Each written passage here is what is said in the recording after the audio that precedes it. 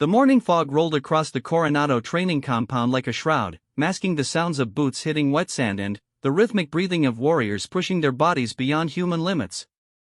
In this sacred space where legends are forged and the weak are separated from the elite, there existed an unspoken hierarchy, one built not on rank or years of service, but on something far more primal: respect earned through blood, sweat, and an unwavering commitment to excellence. The Navy SEALs had seen many faces come and go through these hallowed grounds. Men who thought they were invincible, only to discover that true strength required something deeper than physical prowess. They had witnessed the transformation of ordinary individuals into extraordinary warriors, and they had learned to recognize that rare quality that separated the exceptional from the merely competent. But nothing had prepared them for the day she walked through those gates. The first sign that this day would be different came not from any announcement or official briefing, but from a subtle shift in the atmosphere itself.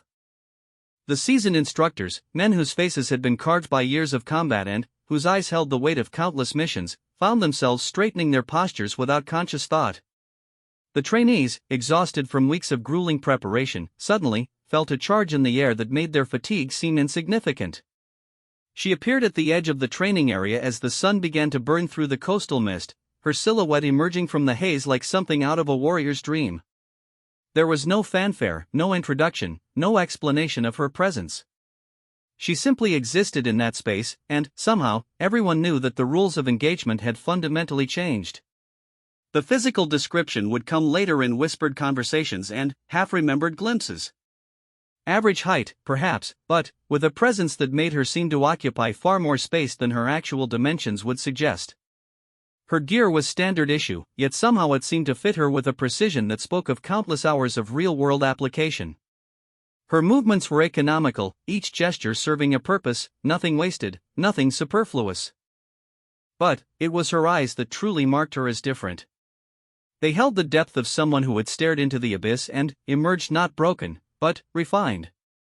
There was intelligence there, certainly, but also something harder to define, a quality that made grown men who had faced enemy fire in distant lands suddenly feel like they were being evaluated by a force of nature. Commander Jackson Matthews had been running SEAL training operations for over 2 decades. He had broken down thousands of hopefuls, rebuilt them into weapons of precision and purpose, and sent them forth to serve their country in the darkest corners of the world. His reputation was built on an unwavering commitment to excellence and an ability to see through any pretense or facade. Yet when she approached him that morning, he found himself in the unusual position of being uncertain. "Commander," she said, her voice carrying the quiet authority of someone accustomed to being heard the first time she spoke. "I'll be observing today's exercises." There was no request in her tone, no deference to his rank or position. It was simply a statement of fact, delivered with the confidence of someone who had every right to be exactly where she was. Matthews found himself nodding before he had consciously decided to respond, and the small act of automatic compliance would trouble him for hours afterward. The morning's first exercise was a standard combat simulation, designed to test the trainees' ability to work as a cohesive unit under extreme stress. Teams of 6 would navigate a series of obstacles while under simulated enemy fire, requiring them to balance speed with tactical precision.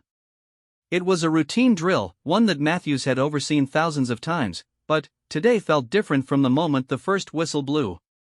She positioned herself at a vantage point that allowed her to observe the entire exercise area, but her presence seemed to extend far beyond her physical location.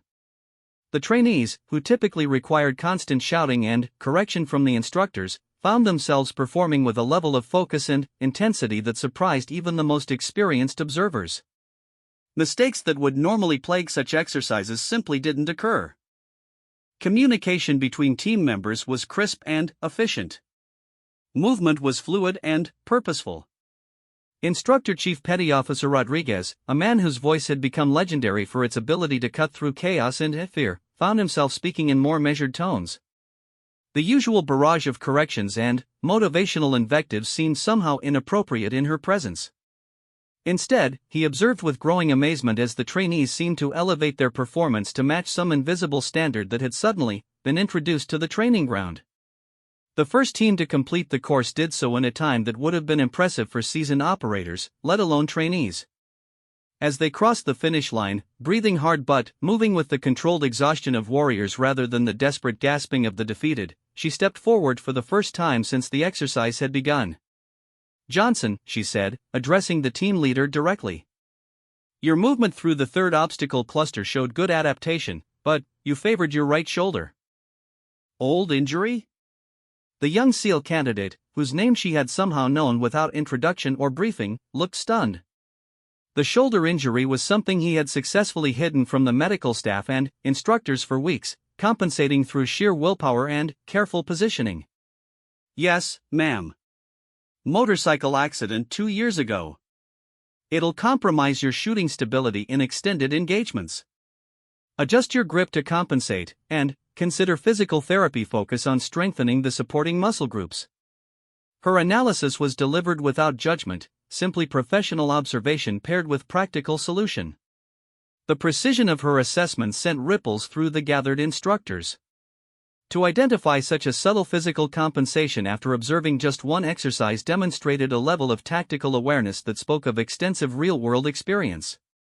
But, more than that, the way she delivered the information, neither condescending nor overly technical, showed an understanding of how to motivate rather than discourage. As the morning progressed through a series of increasingly complex exercises, her presence continued to have a transformative effect on everything around her.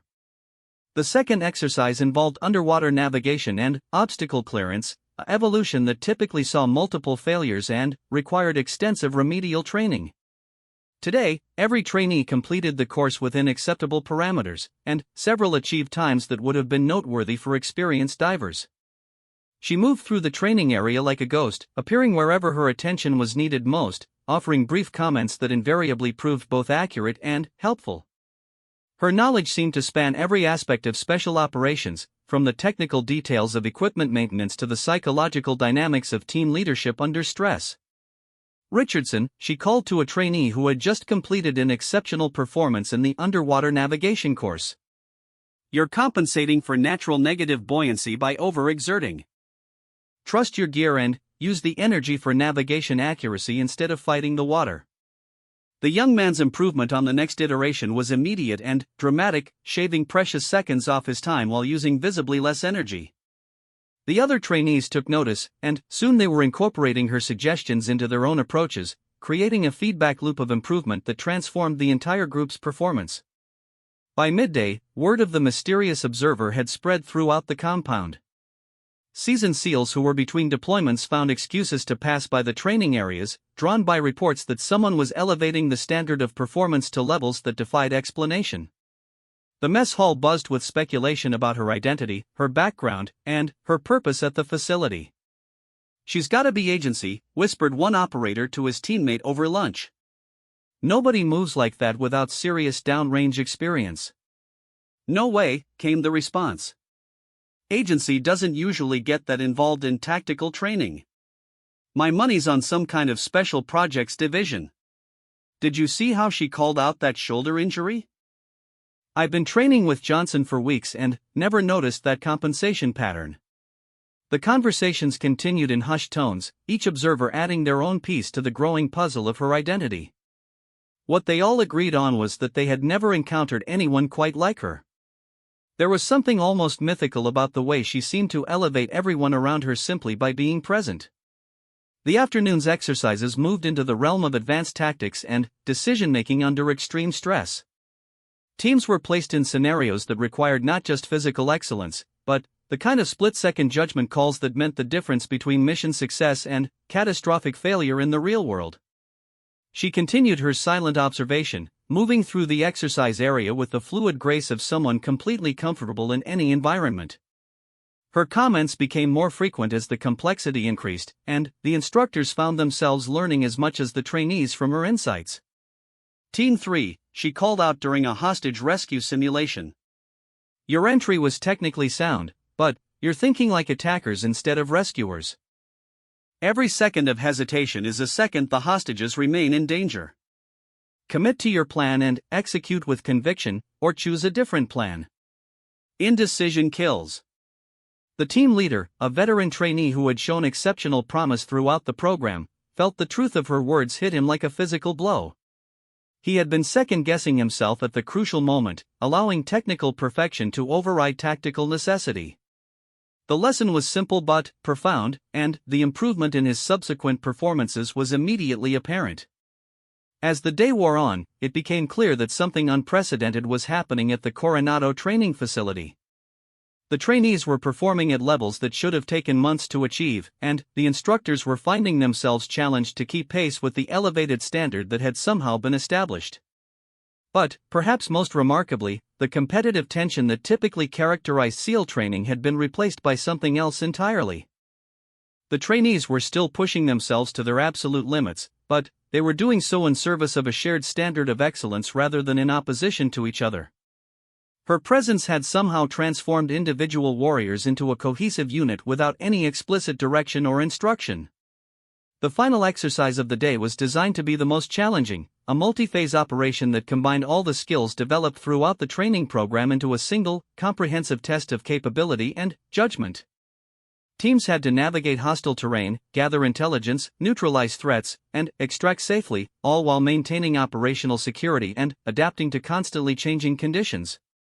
As the teams prepared for the exercise, she spoke for the first time to the assembled group as a whole.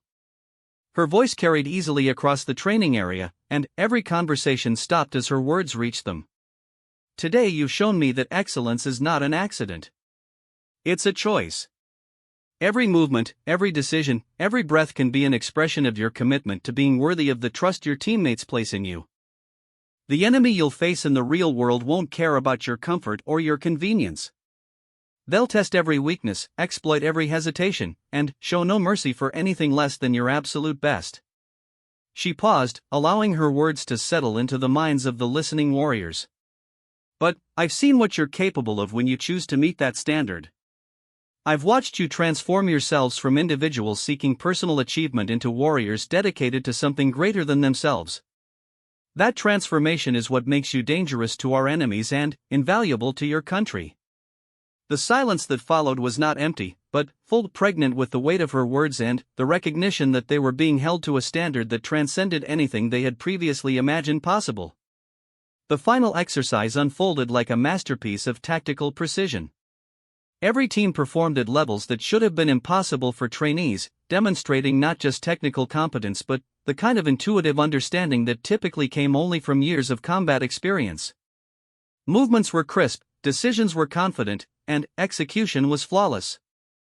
She observed from multiple vantage points throughout the exercise, appearing and disappearing like smoke, always present where her insights would be most valuable. Her comments were fewer now, but each one carried the weight of absolute authority. Remember, she told one team as they prepared for their final approach, the most dangerous moment in any operation is when you think you've won. Stay sharp until you're safely home. As the sun began to set over the Pacific, painting the sky in shades of orange and red that seemed to mirror the intensity of the day's activities, the final team completed their exercise. The training area fell silent except for the distant sound of waves against the shore and the controlled breathing of exhausted but victorious warriors. She gathered the trainees and instructors together for what would be her only formal address of the day. Standing before them in the fading light, she seemed to embody everything that the SEAL ethos represented: quiet confidence, lethal competence, and an unwavering commitment to excellence. You came here as individuals seeking to prove yourselves worthy of wearing the trident, she began, her voice carrying clearly in the still evening air. Today, you've discovered something more important than personal achievement. You've learned that true strength comes not from what you can accomplish alone, but from what you can inspire others to achieve alongside you. The words hit each listener with the force of revelation. They had indeed discovered something profound about themselves and about the nature of elite performance. But, more than that, they had experienced firsthand the transformative power of being in the presence of someone who embodied the highest ideals of their profession. Excellence is contagious, she continued. So is mediocrity. Every day, in every action, you choose which virus you're spreading to those around you. Today, you chose excellence. Tomorrow, and every day thereafter, you'll face that choice again. Make it consciously, make it deliberately, and make it consistently. She paused, allowing her gaze to meet each set of eyes before her. The man who destroys his weak self can never be destroyed by others. Remember that when the real tests come, and they will come, in dark places, under impossible conditions, when everything seems hopeless and the easy path beckons. In those moments, remember who you chose to become today. As she finished speaking, a profound silence settled over the group. It was the silence of warriors who had been fundamentally changed by their experience, who had discovered capabilities within themselves that they had never known existed. But it was also the silence of recognition, the understanding that they had been in the presence of something rare and precious. Without another word, she turned and walked away from the training area, disappearing into the gathering darkness as mysteriously as she had appeared. No one followed her, and no one spoke for long minutes after she had gone. There seemed to be nothing to say that could adequately capture what they had experienced. In the days that followed, the legend of the unknown observer would grow and evolve. Some claimed she had been sent by the Pentagon to evaluate the training program. Others insisted she was a former operator who had achieved legendary status in classified operations. Still others believed she represented some kind of advanced selection process for an elite unit so secret that its existence was known only to a handful of senior officials. But those theories missed the deeper truth of what had occurred that day at Coronado. The young SEALs who had trained under her invisible guidance would carry something precious with them for the rest of their careers, the memory of what it felt like to operate at the absolute peak of human capability, and the knowledge that such performance was not a gift or an accident, but a choice available to anyone willing to pay the price. Commander Matthews would later write in his official report that the day had seen exceptional performance across all training metrics, with trainees demonstrating capabilities typically associated with far more advanced stages of development. He would not mention the mysterious observer, not because he wished to conceal her presence, but because he could find no adequate way to explain her impact within the constraints of military bureaucracy. The trainees themselves would speak of her only rarely, and then, in hushed tones that carried the weight of something sacred. They had been touched by greatness, had seen what was possible when human potential was fully unleashed, and had learned that true strength came not from destroying others, but from transcending the limitations of their lesser selves. Years later, when these men found themselves in combat zones around the world, facing enemies and challenges that tested every aspect of their training and character, they would draw upon the lessons learned that day at Coronado. In moments of extreme stress, when bullets flew and lives hung in the balance, they would hear her voice reminding them that excellence was a choice, that weakness was something to be overcome rather than accepted, and that the greatest victories were won not against external enemies, but against the internal forces that whispered of limitations and compromise. The identity of the woman who had transformed their understanding of what it meant to be a warrior remained a mystery. But her impact was undeniable and lasting. She had shown them that respect was not something demanded or commanded, but something earned through the relentless pursuit of excellence.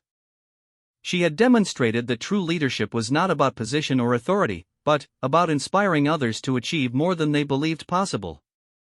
In the special operations community, where legends are born from actions rather than words, her single day at Coronado had earned her a place in the pantheon of those who exemplify the highest ideals of the warrior profession. She had asked for nothing, taken nothing, and given everything that mattered, the gift of seeing what they could become if they chose to destroy their weaker selves and emerge as something greater. The morning after her departure, training resumed at Coronado with its usual intensity. But something fundamental had changed. The standard had been reset, permanently elevated to a level that honored her brief presence among them. The instructors found themselves pushing their charges toward the excellence they had witnessed, and the trainees found themselves capable of meeting those elevated expectations. In the quiet moments before dawn, when the fog rolled in from the Pacific and the compound settled into temporary peace, those who had been present that day would sometimes pause in their duties and remember. They would recall the feeling of being in the presence of someone who embodied everything they aspired to become, someone who had shown them that the distance between good and great was not measured in years of training or natural talent, but in the simple decision to accept nothing less than their absolute best.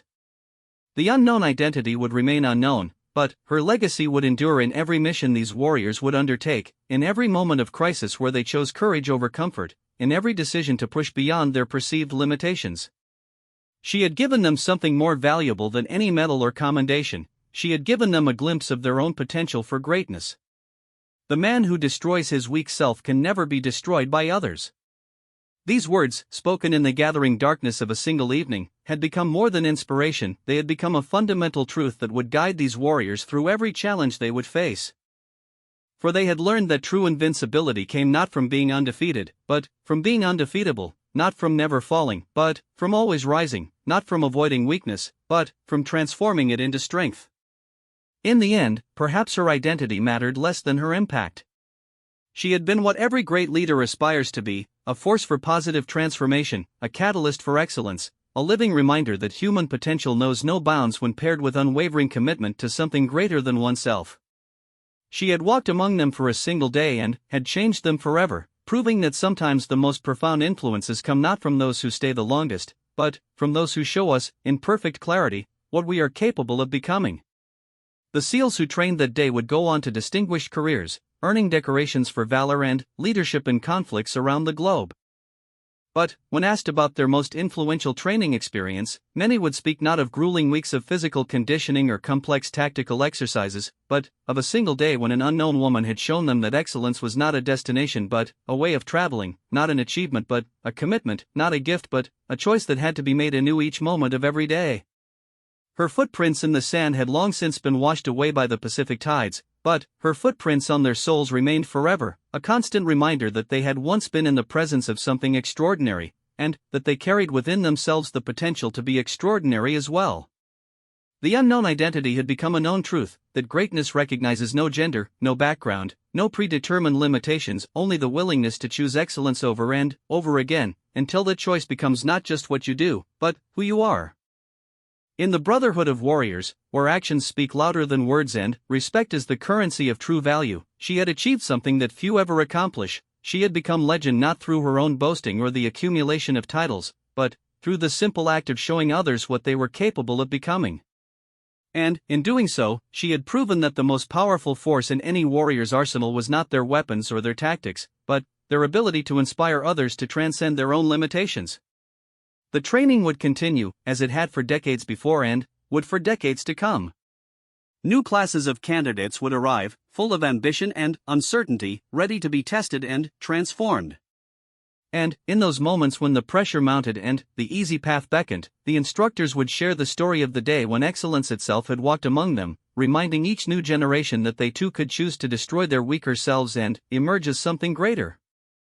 For in the end, that was her greatest gift, not the demonstration of what she could accomplish, but the revelation of what they could accomplish if they chose to reach for the same standard she embodied. The unknown identity had become a known possibility, and that possibility would live forever in the hearts and minds of every warrior who had been touched by her presence.